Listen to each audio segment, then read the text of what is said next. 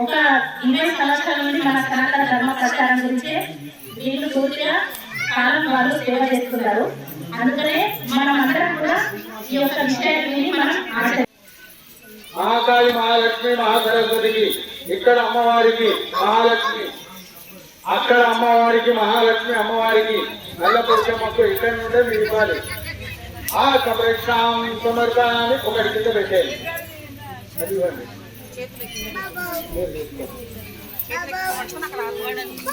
ఆత్మప్రేక్షాం సమర్పణాన్ని తీసుకోండి స్వామి అక్కడికి.